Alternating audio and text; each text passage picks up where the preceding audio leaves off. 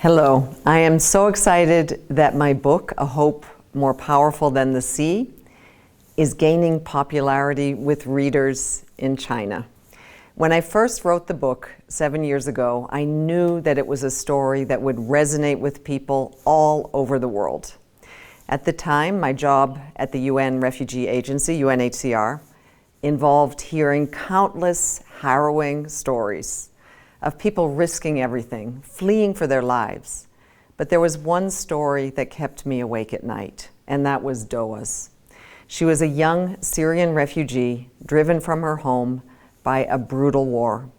Once an aspiring student, now she was scared all the time. But it was also full of hope, because she was in love with a fellow Syrian refugee named Bassem.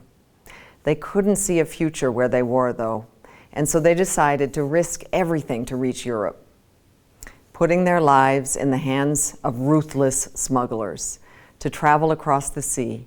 Together with 500 others, they crammed into an old fishing boat, Syrians, Palestinians, Africans, mothers and fathers, and their children. Among them was a baby named Masa. 4 days into their journey, Doa had a premonition that they wouldn't make it. Then smugglers came and sank their boat. Many people were killed instantly, and others hung onto the wreckage to stay alive. Bassem found a life ring for Doa, and they managed to float as people drowned around them. They survived 2 days until Bassem lost his fight with the sea. And Doa, who couldn't swim, was left alone, looking after 2 tiny babies among the dead. She sang and prayed with them, and as they drifted another 2 days at sea until they were at last rescued from their ordeal. Sadly, one of the babies died. Only Doa and baby Masa survived, an incredible feat of human endurance amid terrible suffering. Doa is an extraordinary survivor who has now built a beautiful life in Sweden. But all these years on, I still wonder, why did she have to go through all of that? And why are there so many still facing similar choices? Every day we hear of millions more fleeing for their lives, driven by new emergencies around the world, brutal wars, persecution, and grinding poverty. From Sudan to Ukraine, Afghanistan, and Myanmar, more than 100 million people forced to flee their homes to seek safety and asylum. These are big numbers for anyone to fathom.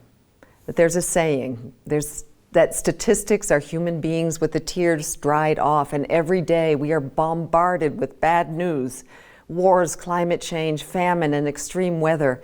It's all too easy to become overwhelmed and to grow numb to the suffering of others. The UN is working tirelessly to foster peace and security and to help those most needed affected by conflict and disaster. And that is why telling stories is fundamental to our work. And that is why I wrote this book. Stories like Doa's can help us cut through that and reach out to others across time and distance, uniting people around the world in empathy to seek solutions to the challenges we face. And while conflict, hate, and racism threaten dialogue, art and literature can bring us together to help us empathize with our fellow human beings and rediscover our common humanity. So it is our responsibility to keep telling the human story and testify to resilience, the resilience of those who live through unbearable suffering and emerge to build a new life. One thing is for sure, nobody leaves their home by choice. No refugee would be on those dangerous boats if they could thrive where they are. And no one should have to die trying to reach safety.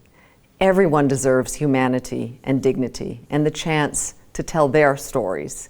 And that is why I'd like to thank director Zhao Ling and playwright Wu Zhai and all of the actors for bringing Doa's story to Chinese audiences through a new medium.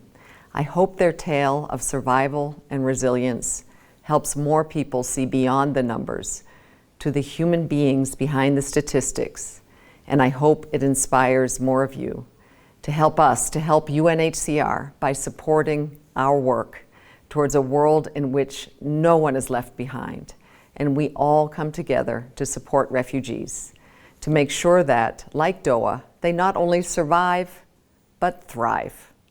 Thank you.